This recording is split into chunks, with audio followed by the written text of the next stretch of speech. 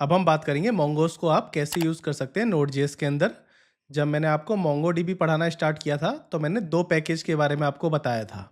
एक पैकेज था मोंगोडीबी जिसको मैं नोड.जेएस का ड्राइवर बता रहा था, जो इस तरह से करके इंस्टॉल होता था, npm इंस्टॉल मोंगोडीबी। एक पैकेज मैंने बताया था आपको मोंगोश, जो npm इंस्टॉल मोंगोस करके इंस्टॉल कर पाते थे। तो मैंने मोंगोडीबी के बारे में आपको डिटेल में पढ़ा दिया है कि मोंगोडीबी के साथ आप कैसे कनेक्ट कर सकते हैं नोड.जेएस को, और मोंगोडीबी में जितने भी CRUD ऑपरेशन होते हैं, क्रिएट, रीड, राइट, डिलीट, ये सारे ऑपरेशन भी मैंने आपको मोंगोडीबी में सिखा दिए हैं।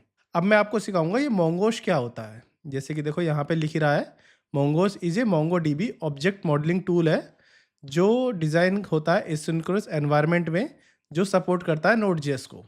तो अभी भी इससे कुछ ज़्यादा समझ नहीं आया होगा आपको ये क्या लिख रहा है। बाकी देखो इंस्टॉलेशन पैकेज आप यहाँ से देख सकते हो, इसी तरह से मोंगोडीबी इंस्टॉल होगा हमारे प्रोजेक्ट में। तो चलो मैं सबसे पहले बता देता हूँ मोंगोस होता क्या है। अगर आपसे कोई पूछता है मोंगोश है क्या, तो मोंगोश एक ओडीएम है। ओडीएम मतलब ऑब्जेक्ट डेटा मॉडलिंग लाइब्रेरी। ये ऑब्जेक्ट डेटा मॉडलिंग लाइब्रेरी है मोंगोडीबी की। तो मतलब मोंगोडीबी के साथ ही वर्क करता है मोंगोश भी। जैसे कि आपने सुना होगा कि रिएक्ट जो है लाइब्रेरी है जावास्क्रिप्ट की, ऐसे ही मोंगोश लाइब्रेरी है मोंगोडीबी की। सिंपल लैंग्वेज में मैं बताऊं तो मोंगोश जो है एक ब्रिज है, जो नोड.जेएस और मोंगोडीबी के बीच में रहता है, जिसकी हेल्प से आप जावास्क्रिप्ट ऑब्जेक्ट के थ्रू डेटाबेस के साथ काम कर सकते हैं। यानी आपको डायरेक्ट मोंगोडीबी के साथ रॉ क्वेरी लिखने की जरूरत नहीं है। अब मोंगोडीबी आपके लिए इजी जावास्क्रिप्ट मेथड प्रोवाइड कराता है। उन मेथड्स के थ्रू आप डेटाबेस के साथ काम कर सकते हैं। तो ये तो होगी मोंगोस की डेफिनेशन। अब आता है नेक्स्ट टॉपिक कि हम मोंगोस ही क्यों यूज़ करें। जब मोंगोडीबी के पास खुद का नेटिव ड्राइवर है, तो मोंगोडीबी की ज़रूरत क्यों पड़ती है, ये सवाल हर किसी के मन में आता है। तो सिंपल है, मोंगोस जो है आपके लिए स्ट्रक्चर और कंट्रोल लाता है, कि एक स्ट्रक्चर्ड बताता है कि इस तरह से हम डेटा बनाएंगे, इस तरह से इंसर्ट करेंगे, इस तरह से डिस्प्ले करेंगे, जो कंट्रोल वे में डेटा को मैनेज करता है। तो MongoDB by default schema less है, मतलब आप कुछ भी फॉर्मेट में डेटा सेव कर सकते हैं। लेकिन मोंगोस के थ्रू हम अपने डेटा को एक प्रॉपर स्कीमा डिफाइन करते हैं, जिससे हम स्पेसिफाई करते हैं कि कौन सा फील्ड स्ट्रिंग होगा, नंबर होगा, रिक्वायर्ड होगा। तो मतलब डेटा टाइप हम डिफाइन करते हैं कि ये फील्ड नंबर है, ये फील्ड स्ट्रिंग है, ये फील्ड बूलियन है। तो यानी मोंगोस जो है आपको डेटा को ऑर्गेनाइज और वैलिडेट रखता है। तो इसलिए मोंगोस डीबी मोस्टली बड़े बड़े प्रोजेक्ट्स में यूज़ होता है। अगर आपके पास छोटा प्रोजेक्ट है तो मोंगोडीबी इज़ ओके। अगर आप बड़ा प्रोजेक्ट पे यूज़ कर रहे हो तो मोंगोश ही होगा। मोंगोश आपके पूरे प्रोजेक्ट को ऑर्गेनाइज वे में रखता है, और मिस्टेक होने के चांस भी कम रहते हैं, क्योंकि हर चीज़ आपके सामने होती है। तो तीसरा जो पॉइंट आता है, इंस्टॉल कैसे कर सकते हो आप, सेटअप कैसे कर सकते हो। तो इंस्टॉल करने के लिए जैसे कि मैंने बताया npm इंस्टॉल मोंगोश रखना है। इसको आप कॉपी कर लो। अब चलते हैं अपने VS कोड पे, वहाँ जाके इसको इंस्टॉल कर लेते हैं पहले। तो यहाँ गए, इसको एंटर करा और इंस्टॉलेशन करने लगे। जैसे मैंने इंस्टॉल किया तो एकदम इंस्टॉल हो गया। अब चेक कर लेते हैं पैकेज और जेसन में जाके हमारा इंस्टॉल हुआ कि नहीं हुआ। देखो एक्सप्रेस.js पहले से इंस्टॉल थी मेरे प्रोजेक्ट में। मोंगोस भी इंस्टॉल हो गया, जिसका वर्जन भी आप देख सकते हो। तो मोंगोस इंस्टॉल करना बहुत ही ज़्यादा सिंपल है। इस तरीके से पैकेज जेसन में आपने कर लिया। app.js अभी मैंने ब्लैंक रखी हुई है, आप ही के सामने सब कुछ क्रिएट करके दिखाऊंगा। अब इसके अगला टॉपिक क्या है, इंस्टॉलेशन करनी है आपने सीख ली। सेटअप मैंने ऑलरेडी आपको सिखाई रखा है, कैसे प्रोजेक्ट सेटअप करते हैं। npm init -y करके प्रोजेक्ट इजीली सेटअप हो जाता है। अब आते हैं नेक्स्ट टॉपिक पे, की फीचर्स क्या है मोंगोडीबी के। ईजी स्कीमा है, ये आप सभी को मैं बता चुका हूँ। बिल्ट इन वैलिडेशन कर सकते हो, इसमें बिल्ट इन होते हैं कि कौन सी चीज़ स्ट्रिंग रखनी है, कौन सी नंबर रखनी है। क्वेरी बिल्डिंग जो है बहुत सिंपल हो जाती है। मिडलवेयर सपोर्ट है इसमें, प्री और पोस्ट हुक दोनों मिलते हैं इसमें। और रिलेशनशिप बिटवीन द कलेक्शंस, ये आप इजी कर सकते हो। दो कलेक्शन को ज्वाइन करना, ये सारे फीचर जो है इजीली अवेलेबल हो जाते हैं। तो यानी मोंगोस जो है आपके रॉ डेटाबेस को एक वेल स्ट्रक्चर ऑब्जेक्ट सिस्टम में कन्वर्ट कर देता है। बस आपको ये पता होना चाहिए। चलिए ठीक है, बाकी सब मैं कोड के थ्रू आपको समझाऊंगा, ये जितने भी पॉइंट लिखे हैं स्टेप बाय स्टेप। तो यहाँ गए, अपनी app.js में गए हैं और हमने मोंगोडीबी यहाँ से इंस्टॉल कर लिया था अपने प्रोजेक्ट में। अब इंपोर्ट कर लेते हैं, इंपोर्ट मोंगोश फ्रॉम मोंगोश। ठीक है, मोंगोश मैंने इंपोर्ट कर लिया। इस तरह से ही इंपोर्ट करना है, सिंपल, क्योंकि हम पैकेज जेसन के अंदर अपना मॉड्यूलर अप्रोच यूज़ कर रहे हैं, इसीलिए इसी तरीके से हमें इंपोर्ट करना है। अब हम अपना डेटाबेस कनेक्ट कर लेते हैं, कॉन्स्ट लिखते हैं और डेटाबेस का कोई भी एक नाम लिख लेते हैं कि db कनेक्शन, ठीक है। DB connection is equal to DB connection जो है डेटाबेस, जैसे कि मैंने बताया था एक एसिंक्रोनस ऑपरेशन है, तो इसमें एसिंक अवेट का यूज़ होगा। तो पहले मैं एसिंक लिख लेता हूँ। ये मैंने एक फंक्शन बना लिया डीबी कनेक्ट करने के लिए। अब इसको हम कॉल भी कर देते हैं, इस फंक्शन को कॉल भी करना है क्योंकि फंक्शन बनाया तो इसको कहीं ना कहीं से कॉल भी करना पड़ेगा। एक फंक्शन बनाया, उसको नीचे से कॉल कर लिया। मैं यहाँ पे ट्राई कैच यूज़ कर रहा हूँ, आप चाहो तो ट्राई कैच ना भी यूज़ करो, कोई प्रॉब्लम नहीं है। मैं आपको एरर हैंडलिंग भी सिखा रहा हूँ, इसलिए मैं ट्राई कैच यूज़ कर रहा हूँ। और डिबगिंग के लिए भी ट्राई कैच लिखना अच्छी चीज़ है कि आपको पता भी रहे आपका मोंगोडीबी कनेक्ट हुआ है या फिर कोई एरर आया है। एरर आएगा तो आपको एरर दिख भी जाएगा। तो यहाँ पे लिखते हैं ट्राई, ये ट्राई लिख लिया, और इसके नीचे लिखते हैं कैच। कैच में आपको यहाँ पे एरर दिख जाएगा। कंसोल डॉट एरर में डेटाबेस कनेक्शन एरर, और एरर आपको यहाँ पे दिख जाएगा। तो ये तो हो गया एरर हैंडलिंग। अब ट्राई के अंदर हम अपने डेटाबेस को कनेक्ट करते हैं। तो यहाँ पे लिखता हूँ मैं अवेट। अवेट लिखने के बाद ध्यान से देखना, मोंगोस जो हमने ऊपर से इंपोर्ट किया था वो यहाँ पे पुट करना है।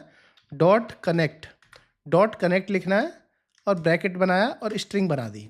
इसके बीच में आपका डेटाबेस का जो भी यूआरएल है वो लिखना है। आप कहोगे वो यूआरएल कहाँ से मिलेगा, तो अपने मोंगोडीबी कंपास में जाओ, तो ये जो यूआरएल है लोकल होस्ट 27017, ये आपका यूआरएल है मोंगोडीबी का, तो इसको ही लिखना है। तो उसको लिखने से पहले आपको लिखना पड़ेगा मोंगोडीबी, उसके बाद अपना ये यूआरएल, जो भी आपका यूआरएल है, उसके बाद डेटाबेस का नाम। आप चेक कर लेते हैं डेटाबेस का नाम क्या है हमारा, स्टूडेंट डीबी। तो इसके अंदर ये हटाओ, ये ज़्यादा एक्स्ट्रा हो गया, तो इसके अंदर सिंपल लिखो स्टूडेंट डीबी। एक बार चेक कर लेते हैं, एक बार दोबारा से वैलिडेट कर लो। स्टूडेंट, एक स्टूडेंट है और डीबी है, ये हमारा डेटाबेस का नाम है जो मैंने अवेट के अंदर लिख लिया। मतलब ये हम कनेक्ट कर लिया। अब कैसे पता चलेगा कनेक्ट हो गया है हमारा डेटाबेस, कंसोल लॉग में लिख लो कि डेटाबेस कनेक्टेड सक्सेसफुली। अगर ये मैसेज आता है तो डेटाबेस कनेक्ट हो चुका है सक्सेसफुली। तो चलिए चेक कर लेते हैं डेटाबेस कनेक्ट हो रहा है या नहीं हो रहा है। तो यहाँ से पहले मैं कंसोल लॉग क्लियर कर लेता हूँ और यहाँ पे चलाता हूँ नोड -- वॉच और app.js। तो इस तरह देखते हैं, तो डेटाबेस कनेक्ट सक्सेसफुली, इसका मतलब हमारा कनेक्शन अच्छे से बन चुका है।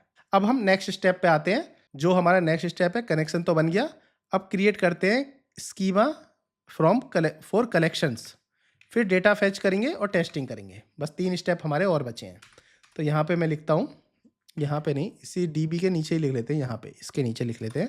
यहाँ पे मैं करता हूँ कॉन्स्ट स्टूडेंट स्कीमा, कुछ भी नाम लिख दो स्टूडेंट, क्योंकि हमारे डेटाबेस का नाम स्टूडेंट था तो इसके लिए स्कीमा इस तरह से लिख देता हूँ। इसके अंदर आपको न्यू लिखना है, न्यू मोंगोस डॉट स्कीमा। याद रखना मोंगोस डॉट स्कीमा से आप स्कीमा बनाओगे इस तरीके से, ठीक है।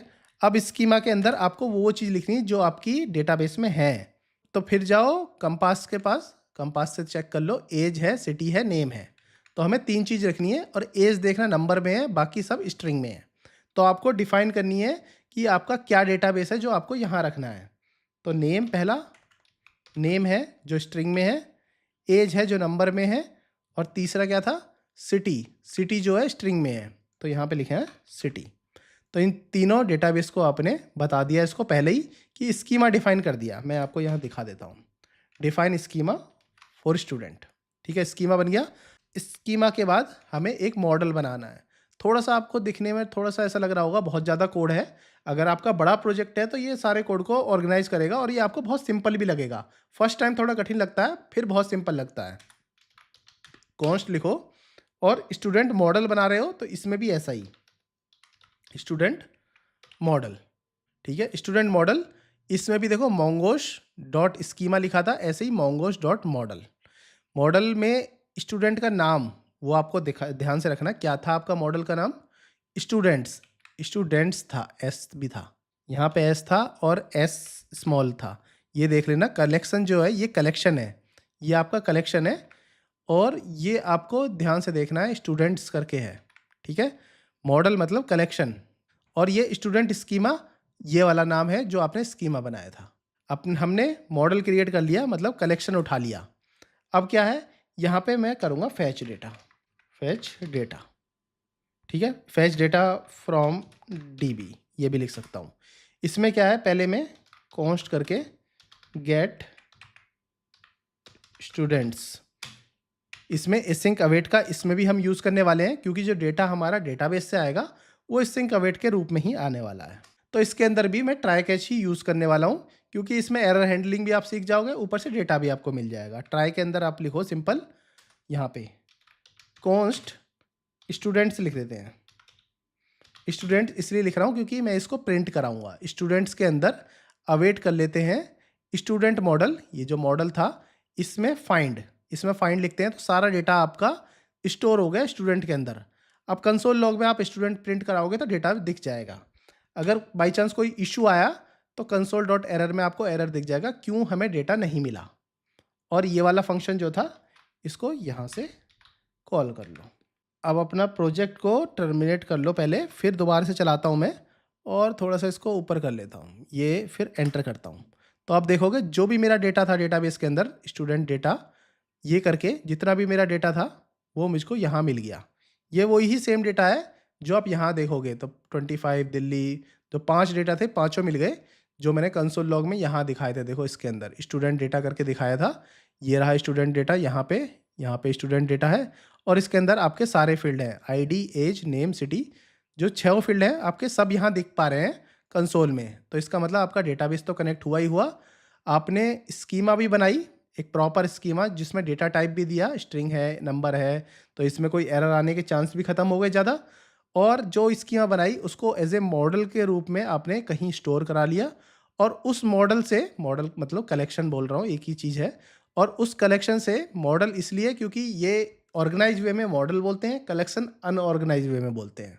तो ये मॉडल से आपने सारा डेटा उठा लिया, सारा डेटा उठा के स्टूडेंट में डाल दिया और वो मैंने यहाँ प्रिंट करा दिया।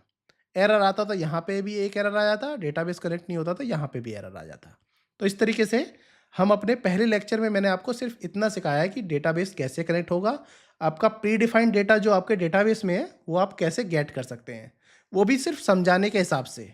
नेक्स्ट लेक्चर में मैं आपको समझाने वाला हूँ कि CRUD ऑपरेशन कैसे परफॉर्म कर सकते हैं with the help of Mongoose. पहले मैं वही get API, post API, delete API, put और पैच एपीआई, इन्हीं के बीच में आपको ठीक से समझाऊंगा मोंगोस को आप कैसे यूज़ कर पाओगे। और जो मैंने सारा कुछ एक ही फाइल में कर दिया है, एक ही फाइल के अंदर app.js में, ये भी नहीं, एक ऑर्गेनाइज वे में बताऊंगा, जैसे कि रियल प्रोजेक्ट में हम यूज़ करते हैं, अपनी रियल ऑर्गेनाइजेशन में जैसे मैं यूज़ करता हूँ, किस तरह से ऑर्गेनाइज डेटा बनाया जाए जो ईजिली उसी डेटा को सब जगह यूज़ कर लिया जाए। इस तरीके का एक फोल्डर स्ट्रक्चर भी क्रिएट कराऊंगा, और जो CRUD ऑपरेशन, जो चारों CRUD ऑपरेशन है, इन सबको अच्छे से आपको समझाने वाला हूँ मोंगोस में। तो ज़्यादा नहीं होंगे, सिर्फ 4 लेक्चर में आपको मोंगोस पूरा सब कुछ आ जाएगा। तो अभी के लिए इतना ही। अगर वीडियो इन्फॉर्मेटिव लग रही हो तो मेरे चैनल को सब्सक्राइब जरूर कर दे दोस्तों। आपके एक सब्सक्राइब से मुझे बहुत ज़्यादा मोटिवेशन मिलता है। सब्सक्राइब किए बिना नहीं जाना। Thank you.